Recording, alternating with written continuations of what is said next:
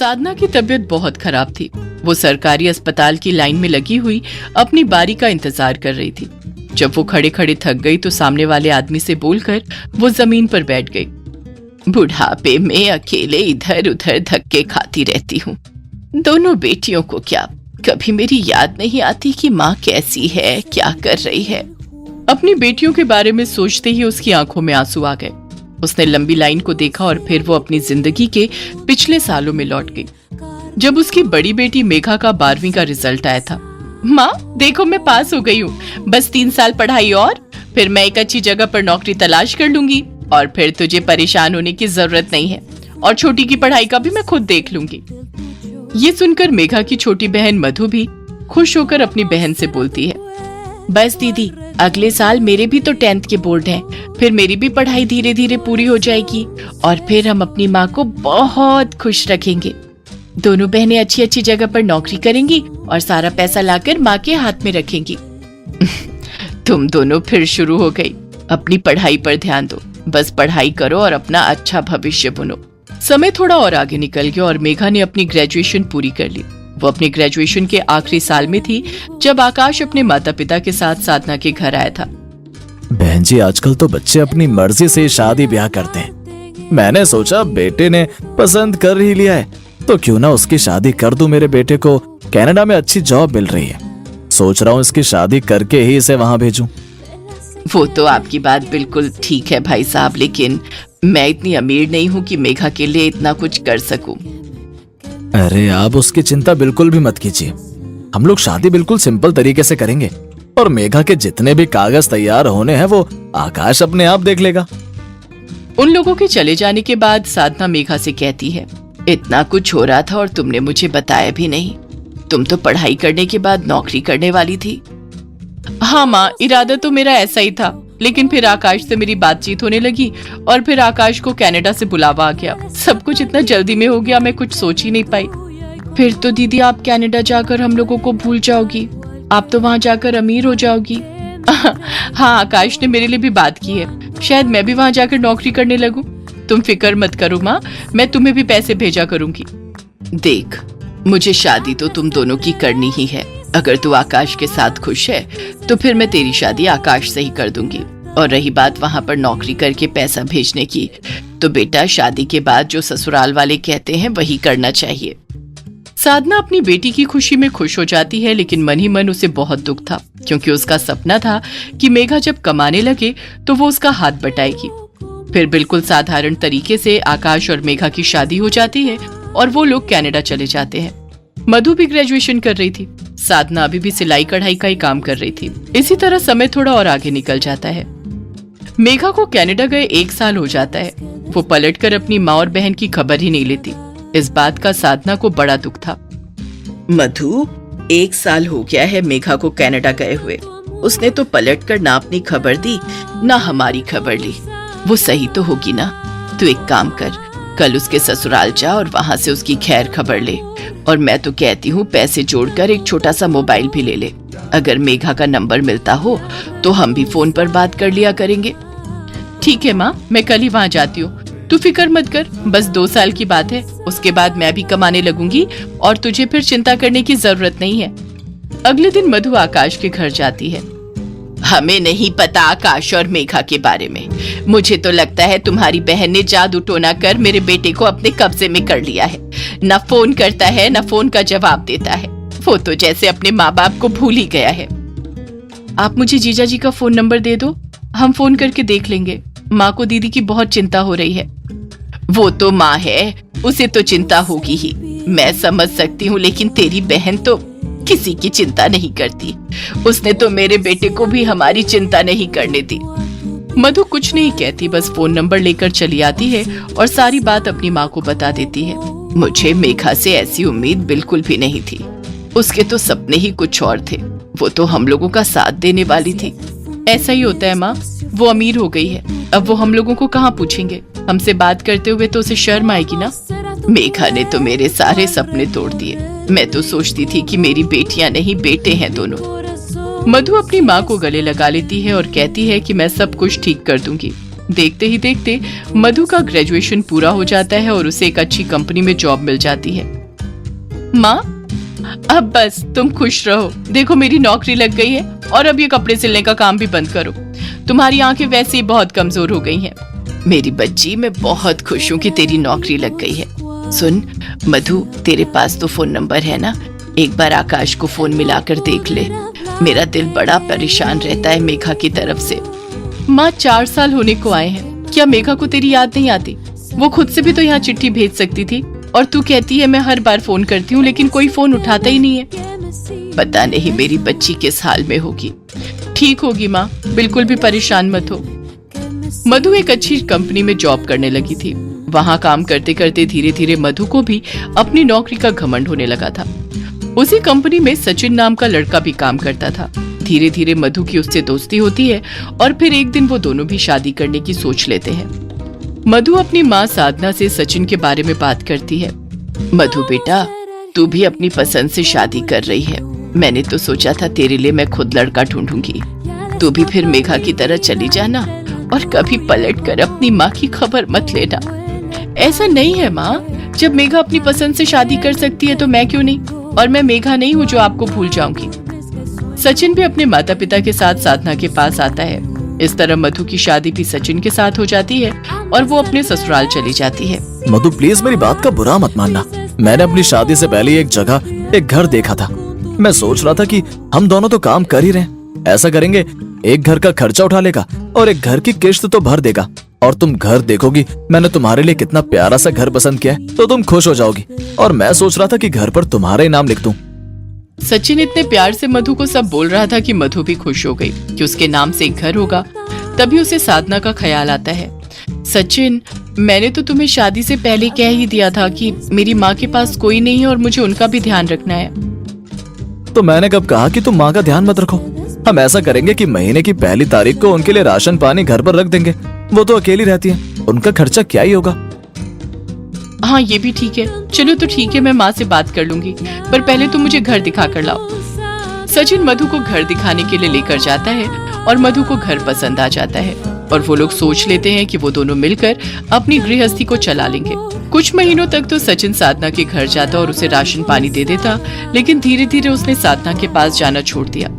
साधना ने वापस से मोहल्ले के लोगों के यहाँ से कपड़े उठाकर सिलने का काम शुरू कर दिया और इस बात को भी काफी समय हो गया था। साधना ये सब सोच ही रही थी कि तभी लाइन में लगे हुए उस आदमी ने साधना को आवाज दी। आपका बहुत बहुत धन्यवाद। मैं तो भूल ही गई थी कि अस्पताल में बैठी हुई हूँ। वो अपनी दवाइयाँ लेकर घर की तरफ चल देती है। कैसी किस्मत पाई है मैंने। 2 अमीर बेटियों की माँ हूँ, लेकिन उन दोनों को तो अपनी माँ की कभी याद ही नहीं आती। और एक मैं हूँ कि उन लोगों को एक पल के लिए भी भूल नहीं पाती। मुझे उन दोनों से ऐसी उम्मीद बिल्कुल भी नहीं थी। साधना थकी हारी अपने घर का दरवाजा खोलती है और सीधा जाकर चारपाई पर लेट जाती है कि तभी दरवाजे पर दस्तक होती है। खुले दरवाजे से मेघा अंदर आती है और आकर अपनी माँ के गले लग जाती है। मेघा, तू इतने सालों बाद, तू ठीक है ना बेटी?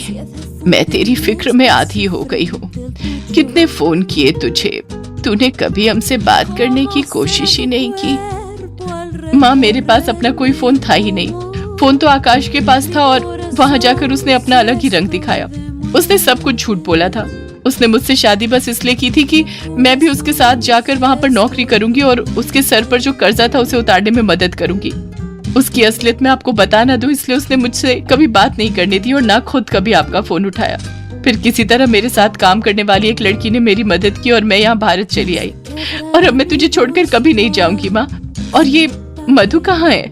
मधु ने भी अपनी दुनिया बसा ली है बेटा। शुरू में तो उसने मेरा थोड़ा बहुत ध्यान रखा, लेकिन अब वो ना तो यहाँ आती है और ना ही मेरा फोन उठाती है, और कभी उठा लेती है तो कहती है कि समय नहीं है।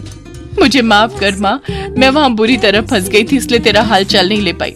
अब मैं यहीं पर ही नौकरी करूंगी और हमेशा तेरे साथ रहूंगी। साधना से मधु का एड्रेस लेकर मेघा उसके घर जाती है। मधु मेघा को देखकर हैरान हो जाती है। तब मेघा अपनी आप बीती उसे सुनाती है। मैं तो इस देश से बहुत दूर थी, लेकिन तूने क्यों नहीं माँ का ख्याल रखा? मुझे माफ कर दो दीदी, मुझे लगा कि तुम भी तो अमीर होकर हम दोनों को भूल गई हो, तब भी हमारा गुजारा हो रहा है। मैंने सोचा माँ भी अपना गुजारा किसी न किसी तरह कर ही लेगी। हम दोनों बहनों से गलती हुई है मधु। हमारी माँ ने हमें कितने दुख और तकलीफों से पाला है, इससे हम दोनों अनजान नहीं है। अब हमारा फर्ज है कि हम अपनी माँ को वो सारी खुशियाँ दे जो हम उनसे कहती थी।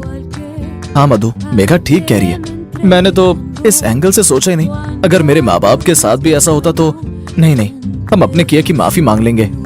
सचिन, मेघा और मधु तीनों वापस आते हैं और साधना से माफी मांगते हैं। साधना सबको माफ कर अपने गले लगा लेती है और उसके बाद दोनों अमीर बेटियां अपनी माँ का बहुत ध्यान रखती हैं। शीला और उसका पति किशनपुर नाम के एक गांव में रहते थे। उनका घर रेलवे स्टेशन के पास ही था। शीला का पति रमेश रेलवे स्टेशन पर कुली का काम करता था। रमेश पढ़ा लिखा नहीं था। उसके पिताजी भी कुली का काम करते थे और जीवन भर वो भी लोगों का बोझ उठाते उठाते मर गए और अब रमेश भी वही काम करने लगा। एक कुली बेचारा 2 वक्त की रोटी ही कमा पाता है। बाकी की सुख सुविधाओं के बारे में तो वो दूर दूर तक नहीं सोचता था। रमेश भी बहुत गरीब था। रमेश की शादी को अभी कुछ ही समय हुआ था। उसकी पत्नी शीला बहुत सीधी सादी थी। वो अपने पति का बहुत ख्याल रखती थी। उसका सोचना था कि पति परमेश्वर होता है और पत्नी का धर्म होता है। अपने पति की सेवा करना, बाकी की चीजें सब पति के बाद आती हैं। इसलिए वो ज्यादा कुछ नहीं चाहती थी। वो तो बस अपने पति को ही अपना भगवान मानती थी। एक बार की बात है, रमेश और शीला बैठे हुए बातें कर रहे थे। सुनो जी, हमारी शादी को इतना समय हो गया, अब हमें बच्चे के बारे में सोचना चाहिए। माँ ने कहा था कि सारे काम समय पर होने चाहिए। अरे अभी तो हमारी शादी को कुछ महीने हुए हैं। अभी तो हमारे पास बहुत समय है। अभी तो मैं तेरा पेट भी सही से नहीं भर पाता, तो बच्चे को कहाँ से खिलाऊंगा। देखो जी, मैंने आज तक तुमसे कुछ भी नहीं कहा, पर अब तुम्हें मेरी ये बात माननी पड़ेगी। औरत से कौन जीत पाया है। ठीक है, जैसी तेरी मर्जी। अगले दिन रमेश रेलवे स्टेशन चला गया और अपने रोज के काम में लग गया। लेकिन आज उसका मन काम में नहीं लग रहा था। उसे अपनी पत्नी की बच्चे वाली बात याद आ रही थी। रमेश अभी बच्चा नहीं चाहता था। वो चाहता था कि थोड़ा पैसा जमा हो जाए, फिर वो बच्चे के बारे में सोचेगा। लेकिन उसकी पत्नी जिद पकड़े बैठी हुई थी। रात हो चुकी थी। रमेश दिन भर लोगों का बोझा उठा उठा कर थक कर घर गया और बिना खाए पिए सो गया। उसकी पत्नी को अपने पति की हालत को देखकर बहुत दया आती थी, लेकिन बेचारी कुछ नहीं कर पाती थी। अपने पति को थका देखकर वो रमेश के पास आती है और उसके पैर दबाने लगती है। इसी तरह कुछ दिन निकल गए। जब भी रमेश थका हारा घर आता था, शीला अपने पति के पैर दबाती थी और उसका पूरा ख्याल रखती थी। वो अपने पति से कभी कुछ नहीं मांगती थी। जो भी उसका पति उसे लाकर दे देता, वो उसमें ही खुश हो जाती। रमेश और उसकी पत्नी का मानना था कि जितनी चादर हो, आदमी को उतने ही पैर फैलाने चाहिए। एक दिन की बात है, रमेश और शीला सो रहे थे कि तभी शीला की तबीयत खराब हो जाती है। रमेश उसे पास के ही एक दवाखाने ले जाता है और उसे पता चलता है कि शीला माँ बनने वाली है। दोनों बहुत खुश होते हैं और फिर कुछ महीनों बाद रमेश के घर बेटी पैदा हो जाती है। दोनों बहुत खुश होते हैं, लेकिन ये खुशी ज्यादा दिन तक नहीं रही। घर के खर्चे बढ़ने लगे। रमेश को दुगनी मेहनत करनी पड़ती थी। अब वो रात को भी देर से लौटने लगा और सुबह जल्दी चला जाता और दिन भर काम में लगा रहता था। फिर एक काली मनहूस रात को जो नहीं होना चाहिए था वही हुआ। रमेश इतना थक गया था कि उसे सामने से आती गाड़ी दिखाई नहीं दी और वो एक आदमी का सामान ले जाते हुए एक गाड़ी से टकरा गया और वहीं पर उसकी मौत हो गई। शीला पर तो ये बात सुनकर जैसे बिजली ही गिर गई हो। उसकी तो रातों रात दुनिया ही उजड़ गई। उसका तो कोई सहारा भी नहीं था, ऊपर से उसके एक बेटी भी जो कि अभी छोटी थी। शीला पर तो दुखों का पहाड़ टूट गया। अकेली तो जैसे तैसे रह लेती, पर बेटी का क्या करती। और फिर कुछ दिनों इन दुखों के नीचे दबी रही। घर में जो बचा पैसा रखा हुआ था वो भी अब खत्म हो गया था। अब तो एक वक्त की रोटी भी जुटानी मुश्किल हो गई थी। अब तो मेरे पास एक भी पैसा नहीं बचा। अब मैं क्या करूं? किस तरह अपना और अपनी बेटी का पेट भरूं? एक दिन शीला घर पर बैठी रो रही थी और सोच रही थी कि वो क्या करे, कब तक ऐसे हताश होकर बैठी रहे। तभी उसके घर के बाहर कोई आवाज देता है, कुछ खाने को दे दे माई, भूखे को खाना दे। शीला आवाज सुनकर बाहर आती है। बाबा, मुझे माफ करना। मेरे घर में आपको देने के लिए कुछ भी नहीं है। आपके लिए क्या, मेरे पास अपनी बच्ची को भी खिलाने के लिए कुछ नहीं है। शीला बाबा को अपने बारे में सब कुछ बता देती है। सब जानकर बाबा अपनी झोली में से कुछ निकालकर शीला को देते हुए कहते हैं, ले बेटी, ये कुछ लोगों ने मुझे आटा दिया था, तू इसको रख ले और अपने लिए और अपनी बच्ची के लिए रोटी बना ले। मैं इससे ज्यादा तो तेरी मदद नहीं कर सकता। तुझे हिम्मत से काम लेना होगा बेटी। इस देश में झांसी की रानी का जन्म हुआ है, जिसने अंग्रेजों के छक्के छुड़ा दिए थे। तू भी हिम्मत कर, उठ और अपनी बेटी की हिम्मत से परवरिश कर। बाबा वहां से चले जाते हैं। शीला पहले रोटी बनाकर खुद खाती है और अपनी बेटी को खिलाती है। फिर वो सोच में पड़ जाती है, मुझे कुछ करना चाहिए। दुख के समय आदमी को हिम्मत से काम लेना चाहिए और आगे के बारे में सोचना चाहिए। कुछ दिनों तक उसने बहुत काम ढूंढे, लेकिन उसे कहीं कोई काम नहीं मिल पाया। थक हार कर उसे कुली का ही काम मिला, क्योंकि उसका पति भी कुली ही था। इसलिए वो काम उसे जान पहचान के जरिए मिल गया था। कुछ दिन बाद शीला ने अपनी बच्ची को पीठ पर बांधा और चल निकली जिंदगी का बोझ उठाने, और बन गई कुली माँ। शीला बहुत सीधी सादी थी। वो ज्यादा बात नहीं करती थी, चुपचाप अपना काम करती थी। देखते ही देखते वो बाकी के कुली लोगों के साथ घुल मिल गई और फिर उसकी जिंदगी थोड़ा सुधर गई। अब उसे थोड़े बहुत पैसे भी मिल जाते थे, लेकिन दिन भर के काम करने से वो बहुत थक जाती थी और अपनी बच्ची का ख्याल नहीं रख पाती थी। उसकी बच्ची रोती रहती थी, लेकिन शीला उसे गोद में नहीं उठा पाती थी, क्योंकि सामान उठाने की वजह से उसके कमर और पीठ में दर्द रहने लगा था। उसे अपनी बेटी पर बड़ी दया आती थी, लेकिन पेट की भूख भी तो शांत करनी थी, सो वो चलती रही ऐसे ही। एक बार की बात है, शीला कुछ लोगों का सामान लेकर जा रही थी कि वो अचानक गिर गई और उसे चोट लग गई। सारे कुली लोग मिलकर उसे अस्पताल ले गए। अरे बहन, तुम ये काम क्यों करती हो? कोई दूसरा काम क्यों नहीं ढूंढ लेती? ये तुम्हारे मतलब का काम नहीं है। अरे भाई, क्या बताऊं, जिसके सिर पर जिम्मेदारी हो वो ये नहीं देखता कि ये काम उसके मतलब का है या नहीं। अरे तुम्हारी ऐसी भी क्या मजबूरी जो तुम ये सब कर रही हो? अब क्या बताऊं भाई, मेरे घर पर कोई कमाने वाला नहीं है, ऊपर से एक बेटी है। मेरा पति भी कुली था, उसकी ही नौकरी मुझे मिली है और कोई काम नहीं मिल पाया, तो सोचा क्यों ना ये काम ही कर लूं। पर तुम औरत होकर कैसे इतना भारी भारी सामान उठा लेती हो? अरे भाई, सामान का बोझ इतना भारी नहीं लगता जितना अकेले जिंदगी जीने का बोझ लगता है। हाँ, ये तो तुमने ठीक ही कहा। भगवान भी गरीबों की ही परीक्षा लेता है, सब ठीक हो जाएगा। और फिर वो कुली वहां से चला जाता है। अगले दिन शीला घर आ जाती है। उसकी बेटी पड़ोस में रमा काकी के पास थी। शीला को घर पर आते देखकर वो भी बेटी को लेकर शीला के पास आ जाती है। शीला अपनी बेटी को गले लगाकर रोने लगती है। रमा काकी कहती हैं, मत रो बेटी, सब ठीक हो जाएगा। कुछ दिनों बाद शीला ठीक हो जाती है और फिर से काम पर निकल जाती है। समय इसी तरह बीतता रहता है और देखते ही देखते 20 साल हो जाते हैं। शीला की बेटी अब बड़ी हो गई थी। शीला ने बड़ी मेहनत से अपनी बेटी को बड़ा किया था। शीला की बेटी भी बड़ी समझदार थी। वो अपनी माँ का बड़ा ख्याल रखती थी।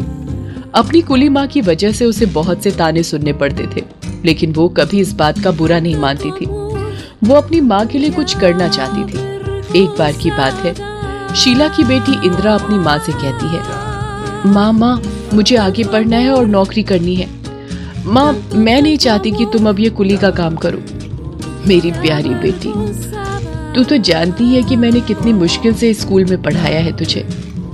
हाँ माँ, मैं जानती हूँ कि तूने कुली बनकर मेरा पालन किया है, लेकिन माँ, अब मैं तेरे लिए कुछ करना चाहती हूँ। अरे बेटी, अब तो तेरी शादी की उम्र हो गई है और मुझे तेरी शादी भी तो करनी है। वो सब छोड़ माँ, क्या तू नहीं चाहती कि तेरी बेटी एक अच्छा जीवन जिए? हाँ बेटी, मैं चाहती हूँ कि तू कुछ अच्छा करे, लेकिन हम गरीब क्या कर सकते हैं? तू देखना माँ, मैं क्या करती हूँ। बस तू थोड़े से पैसे दे दे जो तूने मेरी शादी के लिए जमा किए हैं। पर बेटी, परवर छोड़ माँ, तू ये देख कि कुली माँ की बेटी क्या करती है। फिर इंदिरा खूब पढ़ाई करती है। वो दिन के समय कुछ बच्चों को ट्यूशन पढ़ाती थी, जिससे उसका कुछ खर्चा चल जाता था, और रात के समय वो देर तक पढ़ाई करती रहती थी। बेटी इंदिरा, अब सो जा, आधी रात हो गई है। देख तो घड़ी में 2 बज गए हैं। बाकी का सुबह पढ़ लेना। कितनी मेहनत करेगी? माँ, मेरी ये मेहनत तेरी मेहनत के आगे कुछ भी नहीं है। मेरी आंखों के सामने वो सब कुछ दिख रहा है कि कैसे तुमने मुझे गोद में उठाकर लोगों का सामान उठाया है। बस माँ, कुछ और दिनों की बात है, फिर मैं तुझे राज करवाऊंगी माँ। शीला इंदिरा को गले से लगा लेती है और दोनों माँ बेटी रोने लगती हैं। देख तो कैसे काम करती है तू, मुझे भी रुला दिया। तो फिर तुम जाओ और जाकर सो जाओ, मैं बस थोड़ी देर में सो जाऊंगी।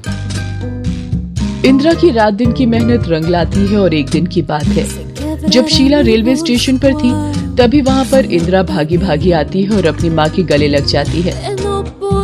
माँ, तेरी मेहनत रंग लाई। अरे क्या बात है, इतनी खुश क्यों है? कुछ मुझे भी बताएगी क्या? माँ, बात ही इतनी खुशी की है कि समझ नहीं आ रहा कि कैसे बताऊं। क्या तू शादी कर रही है बेटी?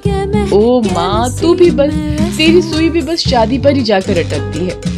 तभी वहाँ पर शंभू काका भी आ जाते हैं और शीला के पास आकर पूछते हैं, क्या बात है शीला भाभी, आज माँ बेटी बहुत गले मिल रही हैं। अरे भाई, हमको भी तो बताओ क्या बात है। शंभू काका, मेरी रेलवे में नौकरी लग गई है, मैं अफसर बन गई हूँ रेलवे में। अरे ये तो बड़ी खुशी की बात है। शीला भाभी, तुम्हारी मेहनत आज सफल हो गई। तो इंदिरा बेटी, ये खबर भी क्या कोई इस तरह सुनाता है? अरे मिठाई तो लेकर आती। अरे काका, मिठाई नहीं, तुम सबको तो बढ़िया वाली पार्टी मिलेगी। इंदिरा अब नौकरी पर जाने लगी थी और पहली सैलरी मिलते ही उसने अपनी माँ के लिए कुछ नए कपड़े खरीदे और घर पहुंचकर अपनी माँ को देती है। उसकी माँ भी ये सब देखकर बहुत खुश होती है। बस माँ, अब दुख के दिन चले गए, अब तू सिर्फ आराम करेगी माँ, मैं तुझे अब और काम नहीं करने दूंगी। धीरे धीरे सब कुछ ठीक होने लगता है। शीला ने भी अपना कुली वाला काम छोड़ दिया था, अब वो घर पर बैठी आराम करती। तो देखा आपने, एक कुली माँ ने किस तरह इस जीवन को हिम्मत और साहस के साथ जिया। इसलिए जीवन में मुसीबतों से डरना नहीं चाहिए, बल्कि उनका डटकर सामना करना चाहिए।